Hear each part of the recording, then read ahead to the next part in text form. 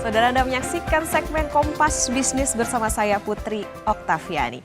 Indonesia darurat judi online. Laporan transaksi keuangan mencurigakan yang dirilis Pusat Pelaporan dan Analisis Transaksi Keuangan atau PPATK pada April 2024 ini menemukan indikasi tindak pidana asal perjudian selama Januari sampai April 2024 mencapai 12.336 kasus.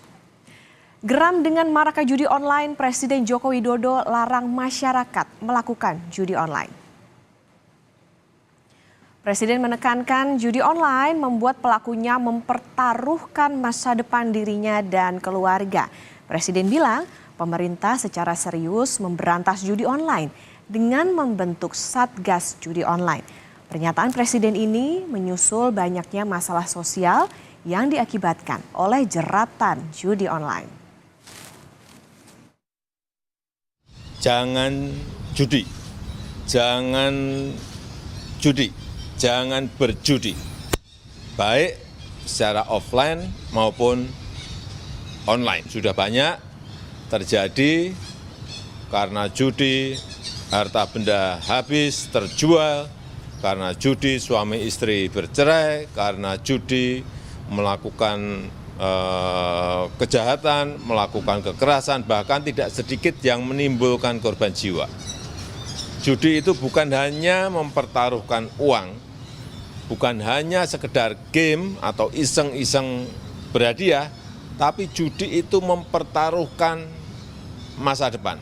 Di sisi lain pemerintah juga terus secara serius memberantas dan memerangi perjudian online dan sampai saat ini sudah lebih dari 2,1 juta situs judi online sudah ditutup. Nah, kami kembali ke data PPATK, Saudara. Jumlah transaksi judi online dari tahun ke tahun terus naik. 2017 misalnya, ini 2017 ini masih sekitar 250.000 transaksi saja. Sebenarnya nggak bisa dibilang saja ya, karena kan harapannya nggak ada judi online di Indonesia ya. Tapi lihat, 2017, 2018 naik, ini 670.000 berarti ya. Kemudian 2019, 1,8 juta, udah mulai di angka juta ya. Kemudian 2020 melonjak lagi, 5,6 juta. 2021, 43,6 juta. Kemudian di 2022 naik lagi 104,8 juta. Di 2023 melonjak 168 juta kali transaksi. Kalau dilihat ini ya saudara, ayo mulai waspada. Kenali sanak saudara atau lingkungan di sekitar kita. Adakah yang sudah kecanduan judi online? Nah, kalau memang sudah dan Anda perlu jangan ragu ya untuk cari pertolongan. Karena saking ramainya transaksi judi online, ini Presiden Joko Widodo sampai bilang yang dipertaruhkan adalah masa depan. Nggak cuma itu, judi online juga memicu tindak kejahatan dan isu sosial lainnya. Ini kita baru ngomongin transaksi ya. Data selanjutnya, berapa rupiah sih yang ada di judi online? Yuk kita lihat. Nah, kalau ini jumlah transaksinya, nah ini nilai transaksi judi online di Indonesia. Bergerak lurus ya dengan jumlah transaksi tadi. Nilai judi online juga sama melonjaknya. Di tahun lalu, nih 327 triliun rupiah. Tapi yang terbaru saudara, PPATK bilang di kuartal 1 2024 saja nilainya sudah 100 triliun. 3 bulan saja angkanya udah sepertiga dari yang nih tahun 2023 ini.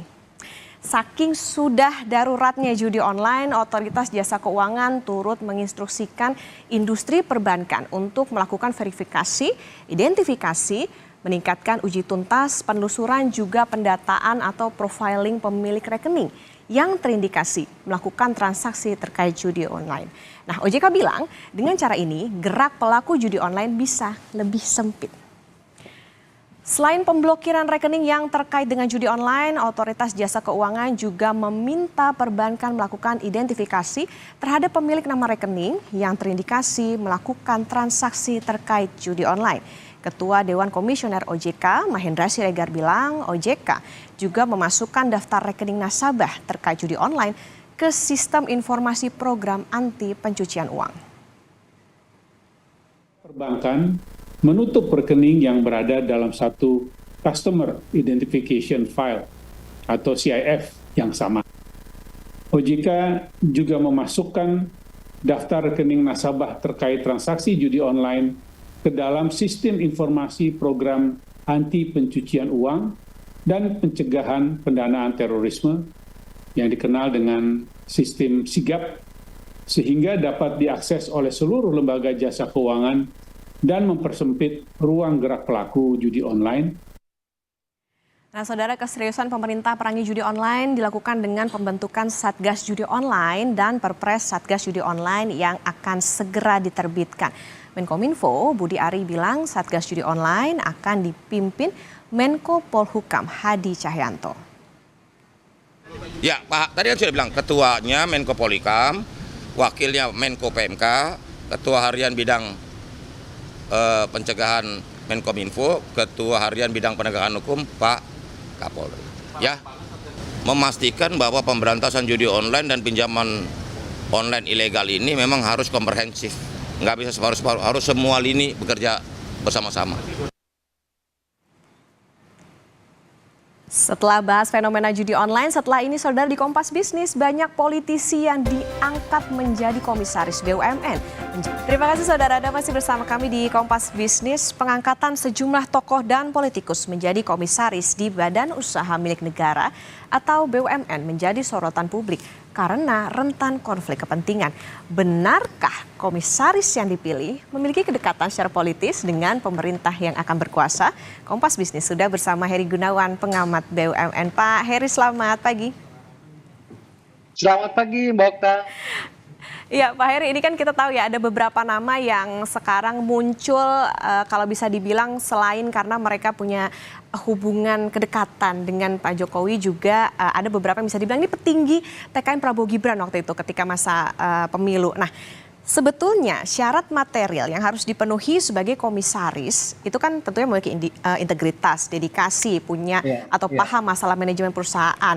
Nah, gimana caranya membuktikan nama-nama yang terpilih ini bisa dikatakan kompeten atau memenuhi syarat sebagai komisaris itu, Pak? Ya, terima kasih Mbak Okta. Jadi kalau kita bilang ingin membuktikan, kalau berdasarkan regulasi itu kan ada misalnya ada 3 syarat ya komisaris itu. Syarat material, syarat formal, dan syarat lainnya gitu. Nah, syarat-syarat apa yang tadi disebutkan oleh Mbak Okta itu biasanya dibuktikan melalui dokumen gitu. Nah, ini persoalannya nih, saya ingin mengurai dulu nih. Memang betul nih sekarang ada fenomena tuh yang sangat menarik. Itu dalam waktu singkat itu ada 10 komisaris BUMN baru. 10. Jadi saya catat ya, saya rekap itu 4 dari tim sukses Prabowo Gibran. Itu yang pertama Pak Fuad Bawazir di Main ID, Prabu Revolusi di kilang Pertamina, Siti Zahra Agnia itu di Pertamina Patraniaga. Nah, Siti Zahra ini unik nih. Dia adalah istri ketua tim Fanta, tim sukses Prabowo Gibran. Kemudian ada Condro Kirono di Pertamina sebagai wakil ketua TKN Prabowo. Kemudian ada 3 dari Partai Gerindra. 1 Simon Aloysius Mantiri di Pertamina.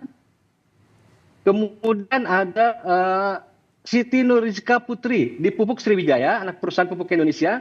Dan kemudian ada Felicitas Talulembang di BSI. Nah, kemudian ada satu partai pendukung Pilpres dalam hal ini adalah Grace Natali di Main ID. Jadi dia karena PSI gagal ke Senayan, kemudian jadi staf khusus presiden dan sekarang jadi komisaris. Kemudian ada 2 lagi, tadi 8, ada 2 lagi diskresi Menteri Keuangan. Nah, ini tidak berelasi langsung dengan dengan Prabowo Gibran, dengan Gerindra, bahkan dengan Pak Jokowi. Nah, ini menurut saya ini adalah 2 diskresi Menteri Keuangan. Pertama, itu adalah Samara Amani di PTPN Holding. Dia adalah staf khusus Menteri BUMN. Yang kedua, Pak Mitra Wineka, itu di Main ID. Dia adalah staf khusus CEO Goto. Perusahaan yang komisaris dan sahamnya tertera nama kakaknya Menteri BUMN, yaitu Boy Thohir. Jadi 2 orang ini menurut saya dalam tanda kutip seperti selundupan. Selundupan ketika masyarakat matanya itu tertuju bahwa yang menjadi komisaris adalah orang-orang dekat Prabowo Gibran atau dekat dengan Jokowi. tapi ternyata ada 2 yang terkait langsung dengan atau tidak langsung dengan Menteri BUMN. Nah, kemudian apa sih sebenarnya yang jadi masalah gitu ya? Kalau memang ini mereka itu jadi komisaris. Sebenarnya kan pergantian komisaris itu biasa saja. Tapi memang ada beberapa pertanyaan penting nih. Yang pertama, kalau misalnya kan ada Kementerian BUMN menjawab bahwa kayak Siti Nurisa itu yang anggota DPR itu menjadi komisaris di Pupuk Sriwijaya, misalnya itu dia bukan di BUMN, tapi anak usaha BUMN. Oke, kita pakai logika yang sama soal anak usaha BUMN. Dalam daftar 10 komisaris baru itu, ada 4 di anak perusahaan BUMN, 2 di anak usaha Pertamina, 1 anak usaha Pupuk Indonesia, 1 anak usaha Bank Mandiri, BRI, dan BNI, yaitu BSI. Nah, di peraturannya yang dibuat oleh Menteri BUMN nomor 3 tahun 2023 tentang organ dan SDM BUMN, rekrutmen komisaris anak usaha BUMN seharusnya dimulai dari pembentukan tim evaluasi oleh direksi BUMN sebagai pemegang saham. Pertanyaannya, pernahkah terdengar hasil kerja tim? Atau timnya ada atau tidak? Setelah itu kan ada proses, setelah ada tim evaluasi, kemudian ada proses penjaringan hingga penetapan oleh pemegang saham, dalam hal ini BUMN. Kalau di BSI, pemegang sahamnya jelas ada Bank Mandiri, ada BRI, ada BNI. Kalau di Pupuk Sriwijaya, pemegang sahamnya jelas adalah Pupuk Indonesia. Nah, kedua, pertanyaannya, anggota DPR yang diangkat jadi komisaris anak usaha BUMN, saat diangkat, kan dia masih aktif. Belakangan dibilang bahwa Siti Nurisa itu sudah mundur sejak diangkat. Bukan belum ketika diangkat. Jadi setelah diangkat, kemudian dia katanya mundur. Kan mundur tidak berlaku pada saat itu juga. Mundur itu ada proses, misalnya 1 bulan gitu ya. Nah, pertanyaannya, tim evaluasi BUMN sebagai pemegang saham yang mempertimbangkan anggota DPR jadi komisaris di anak perusahaannya itu apa?